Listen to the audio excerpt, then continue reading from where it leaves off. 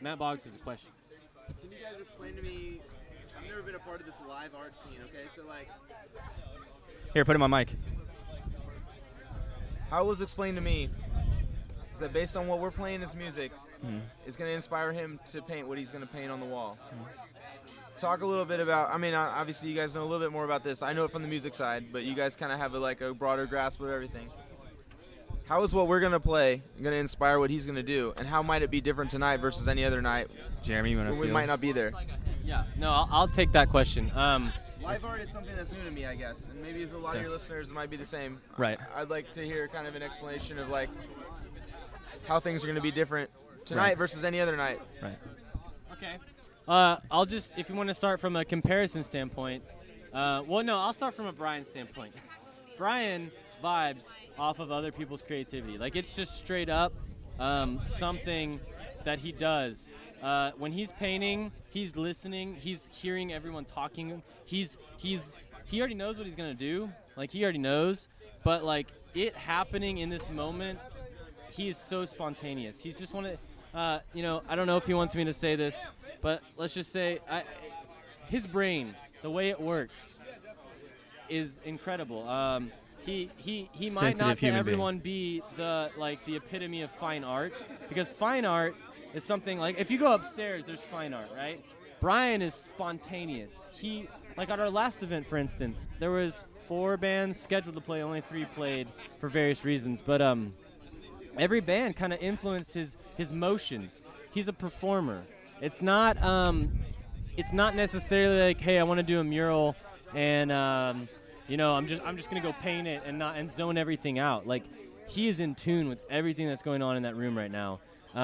He knows when he's got, like, he put a bunch of tape down. I don't know if he's ripped it off yet. I haven't seen, but he painted yellow over everything, and then he put a bunch of tape in all these different directions of angles, and then he painted green over all of that. So he's gonna rip off the tape, and there's gonna be sunlight coming through all of this green, right? So it's just very interesting to see how he works. So it's kind of hard for me to explain to you how it could be different, except that I'm gonna make the comparison for their next show.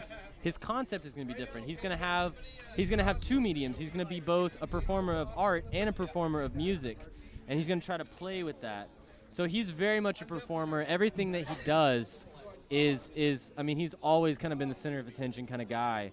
But like Eliana upstairs, very different. She's up there very concentrated, doing her paintings. She's listening to the music, but Brian's actually like dancing and like vibing, and like when he loves to throw paint, and he loves to like, he uses like, literally, he went out and bought silverware today to paint with. Like he's all over the place. He loves colors. He loves vibes. So that's kind of what I'm gonna say about that. I guess my question is, do you like that vibe? Do you like this live art thing? Is this something you might want to do again in the future?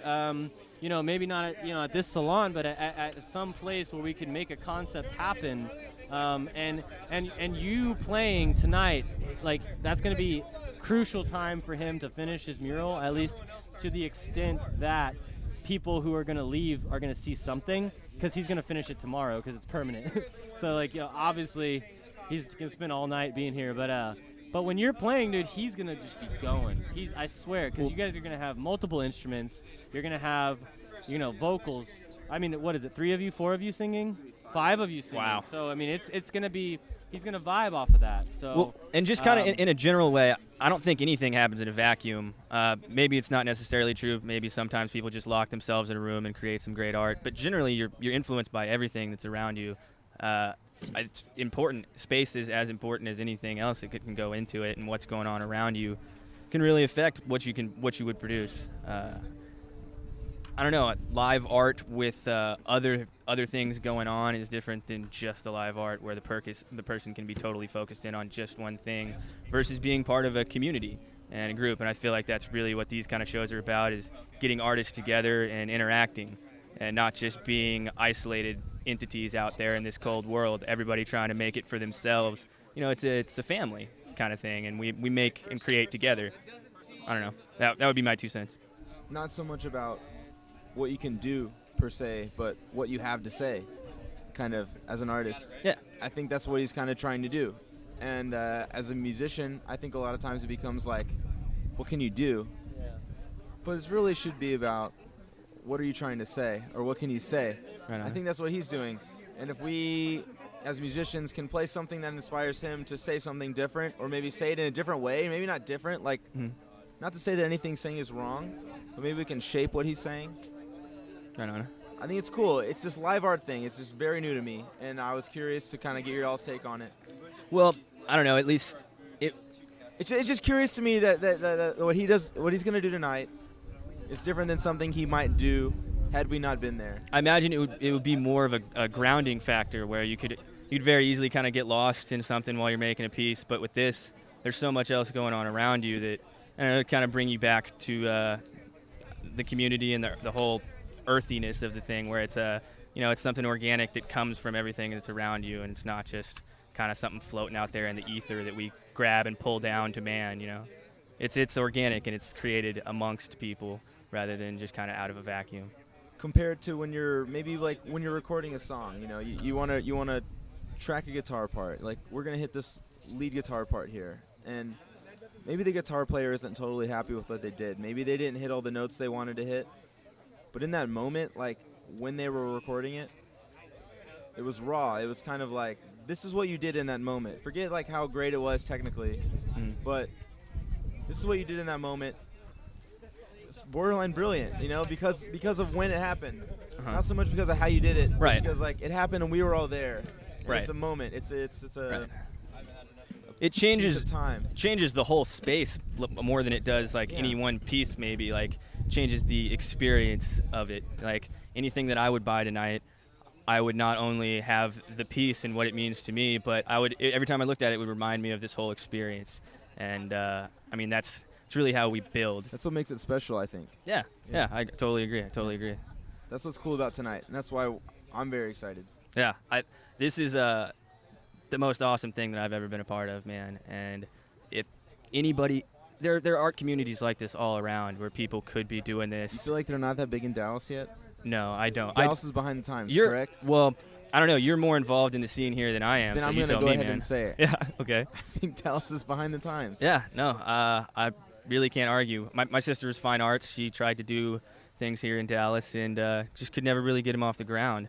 And with this kind of format, I feel like it's a lot easier because you have similar people supporting each other and trying to make the same thing happen. So it doesn't take some great outside force to just drop a bunch of money on you or something like that, because everybody wants to see this happen and is working towards it to make something great. And that's it's really what I felt like we've gotten out of it so far, and the night's only halfway through. Yeah. I agree. I love it. Yeah, right on. And you guys are coming up next? Yeah. I don't really have a whole lot to say about it all. I guess I was more interested in hearing what you guys had to say about it. Yeah, right on. I know we're like privileged to be here and play and shape tonight, I guess. Oh, we're lucky to have you guys. Be a part of a live art show. Yeah, right on. I mean, it's a great way to approach it. I hear you guys are a pretty big act. I think we might be the ones who are lucky to have you guys. We're excited to play. It's just different than a lot of shows we do. Like a lot of times we feed off of energy, and energy. What kind of stuff do you normally do? It's hard to categorize this, but I would say that like blues and country music is a big part of what we do. Mm-hmm. And a lot of what blues and country is feeding off kind of a crowd and an energy, if you will. It's easier to find energy in a lot of people. Right. When there's a smaller amount of people like this, but it's more of a intimate like effect or an emotion, it's hard to play blues, I guess, to me anyway. Because you can like see everyone's face and immediate reaction a little more. I feed off of energy. If there's not a ton of energy, I guess it's kind of like created. Who kind of energy are you looking for when you play blues music, though? I mean, you want people like rocking out? Because I heard you guys are more of a rock band. I like people rocking out for sure, but I think whenever they see what we're doing as kind of more telling a story, I guess. Like I grew up on country music, which is storytelling. Yeah. Whenever they can kind of grasp that side of it, that's when I get really excited. Okay. I see that in art, kind of. That seems like it'd be easier to get from a small crowd, though, because they're going to be paying more attention. It's going to be a little more focused. There's another aspect of it. There's another element. Almost like there is the storytelling side, but there's also like an energy that's given off while telling that story. Man, I can't remember what. can't remember what faith it is, but I think it might be Hindu. And they have this whole belief that whenever there's a relationship going on, whenever there are two entities interacting, be it a crowd and a person or two artists or two people, whatever, that there's this third thing that's created, the gestalt, or just kind of like the nature of the relationship, and it's an entity of its own that can be affected. And things like this, I feel like, really go about creating that in a much more tangible way. It's a third dimension, if you will, and it's unique to this event tonight. Exactly. Unique, unlike anything else we might have done. In front of 1,000 people, in front of 3 people. Like, yeah. I understand. That's what's exciting about it. It can still, that can happen in any format or setting, really, but I feel like this one makes it a little bit easier to recognize, maybe. That's why we're excited. It's going to be unique and fun, and I'm sorry to kind of bust in on your... Oh, dude, not at all. I was hoping to get you guys on the mics. I was excited to hear what you guys were talking about. Yeah, right on. Well, I mean, we can continue the interview and break it down into what you guys do and where you're coming from. I mean, we are, at our base, we're all 5 different musicians that are very proud of ourselves. I mean, we're all very happy with what we think we can do. We've written some songs that we think that have mass appeal. Mm-hmm. Now, beyond that, we're not just a pop group that think we wrote some good songs. We all have something to say, while we play them. James can speak to this too. But we've written these songs, and I feel like we all have something to say while we play them. Every time we play them, it's different. Whether it's 50,000 people at American Airlines Center or 20 people. You played American Airlines Center? New Year's Eve, we got to play American Airlines Center. That is incredible. And like I said, the energy there changes kind of what you're trying to say and what you're trying to do. Uh-huh. So what's the difference between performing for a large crowd like that? 'Cause that's incredible to me. I don't know anybody else who's gotten a chance like that versus a small thing like this. Tonight it's going to be more about what we have to say and more about, I guess, the event itself. Like, the way we play the songs will be a little bit different than had there been... Trying to rock a stadium, sure, versus trying to actually when you're trying to rock a stadium, people. you're trying to appeal to the masses, I guess. Right. And there's kind of a certain, I don't know if you want to call it cheesiness, would be a bad word, but there's a certain way to do it. Compromise. That you know that you're gonna appeal to the masses. Mm-hmm. When you're in a smaller group like this, you're not really worried about that in any way at all. It's almost like, this is how I wanted to play the song tonight. I don't really care how it comes across. More pure. Yeah, you don't have to be worried about how you're received. You just perform, and that's what we're all here to see in the first place. And that's why I think this is so cool. Right on. Not to say I don't love playing in front of a lot of people, because the energy is hard to duplicate anywhere. Oh yeah, for sure. I can't even imagine. That must feel great to have 50,000 people screaming for you. It's very cool, but this is the kind of thing where maybe the artistry kind of comes out a little bit more. Which I think any band would say that. Yeah, right on. So you think this kind of experience will stick with you longer? It'll end up meaning more than playing for 50,000 people? In a lot of ways, yes. Yeah. I would say maybe if you're able to capture something like this through a podcast or recording it. Documentation team. That's why we're here. No, I think that can... To offer that to fans later on, like in your career. We played 50,000 people, and that was cool. But this is something we did at an art show back in 2012 on St. Patty's Day. Yeah. And this was very real. One unique moment, and this is how these songs were played on that night. Yeah.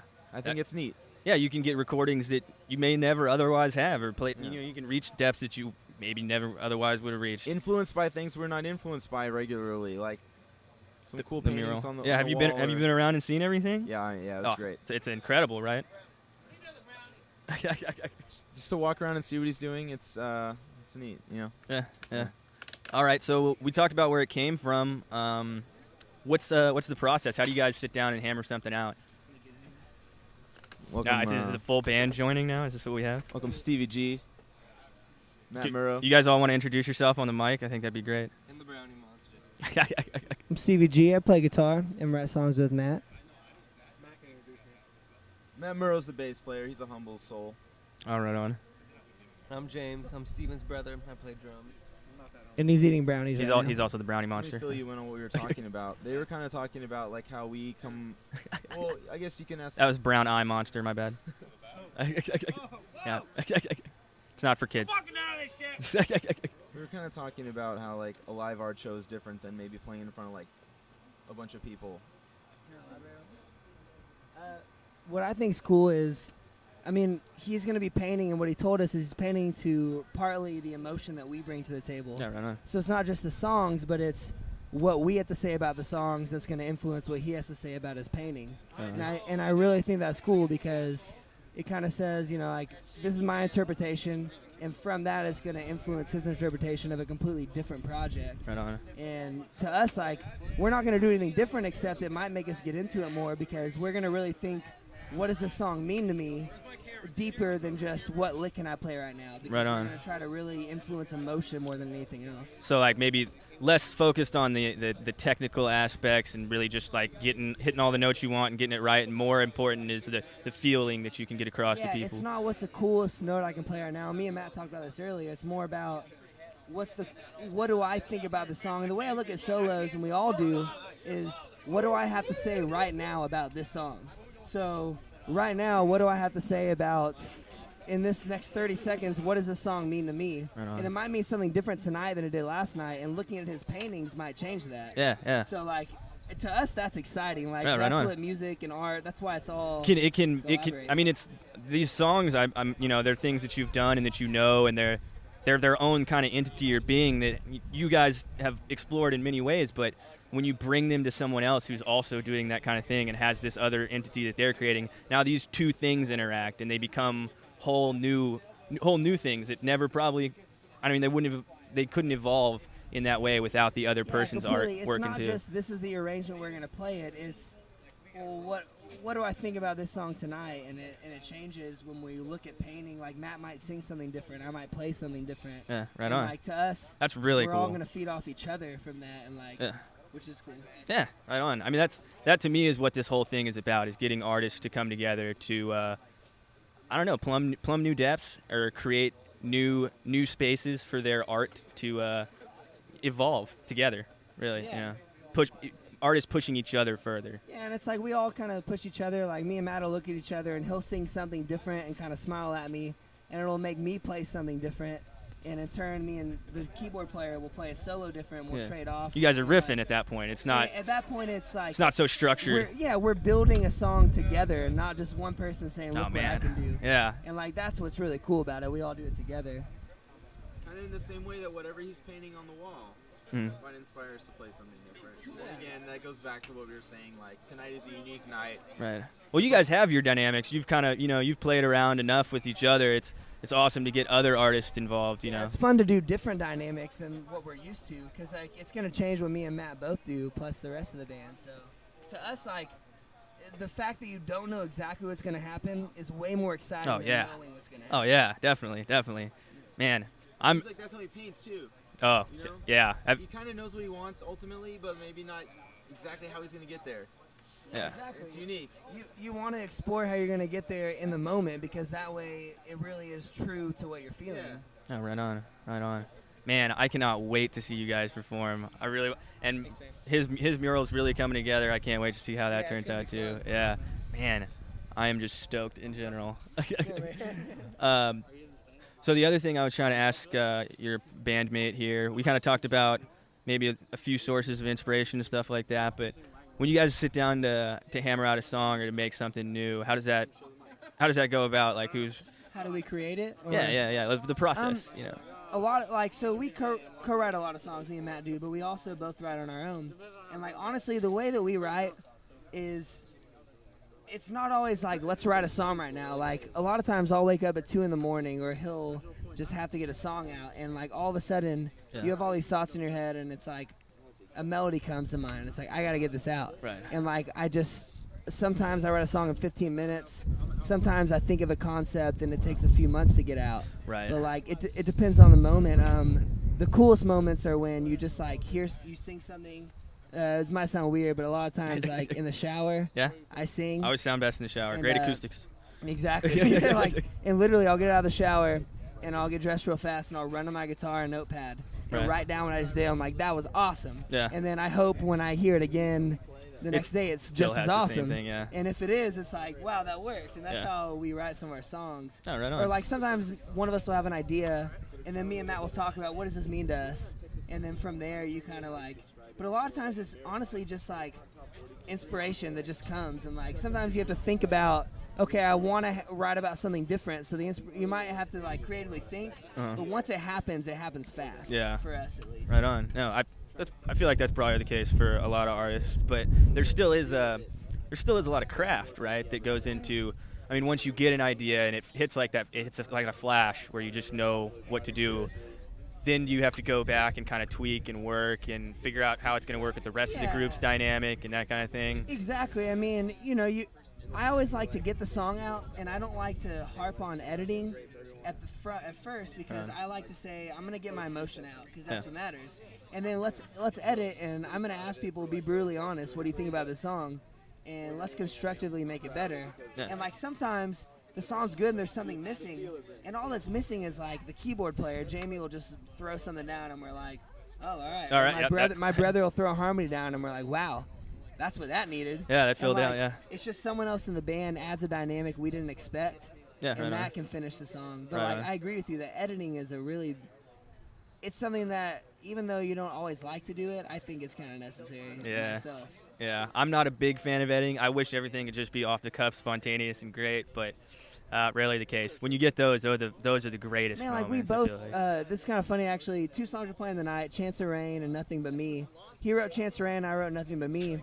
We wrote it the same night, not with each other. The next day, we hang out most days, and we called each other. We're like, let's get together because we were both pumped that I was going to show him my song.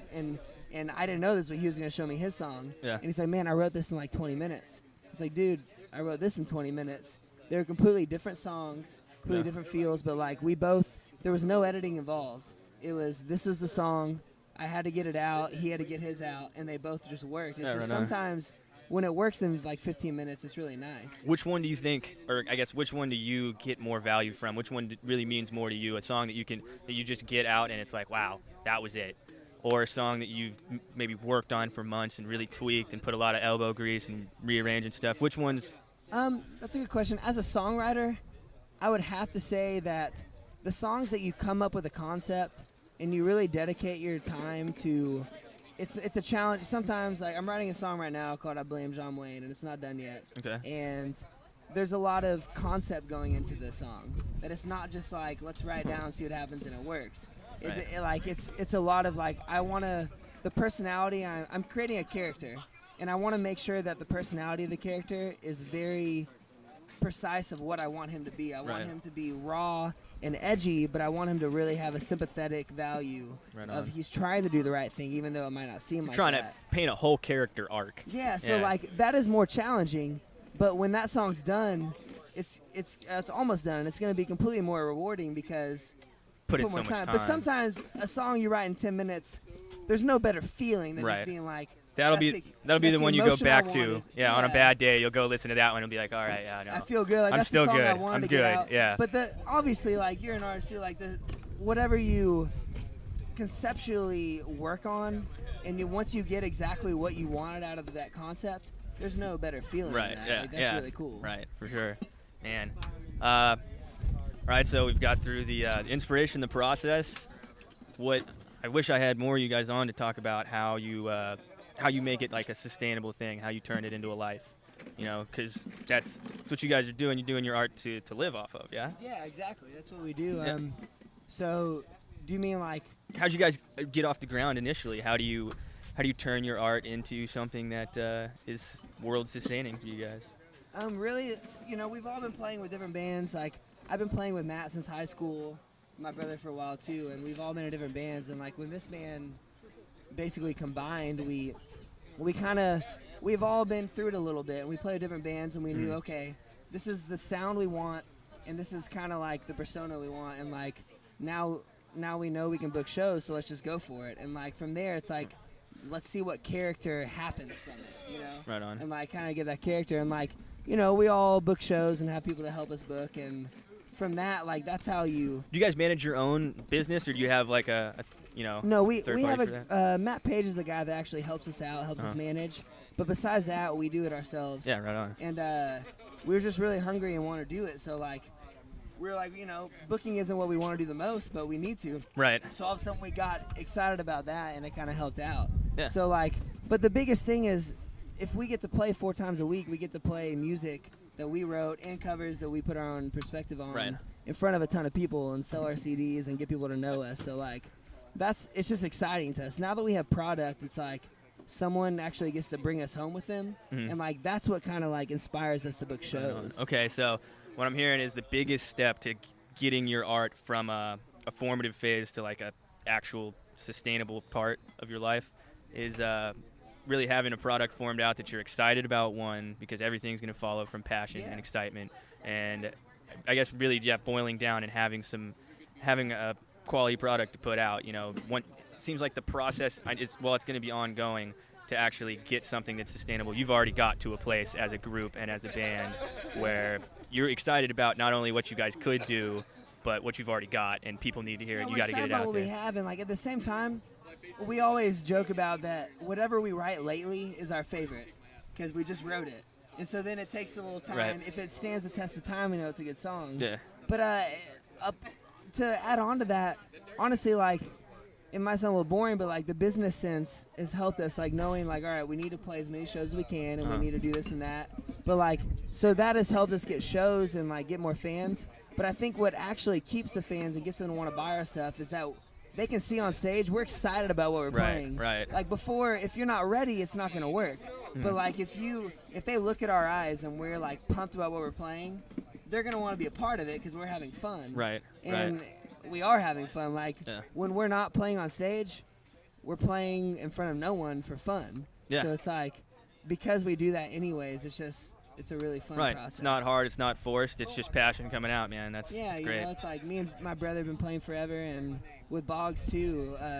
We always get together and we always joke, like we hang out with people and they probably get annoyed at times because we always play music, but then they always ask us to too. They're always like, hey, come play a song. And it's like, but we just love to come jam. Who's going to be like, hey, cut that beautiful music out. We don't need any of that here. I know they like it, but like, you know, we just, if we're hanging out, like, and there's guitars around, they're going to get played. I'm going to pick it up. Matt's going to pick it up, and James is going to start beating on something. Like, and that's just what's going to happen. So. Yeah, right on. I mean, that's great. You know, it happens organically too, man.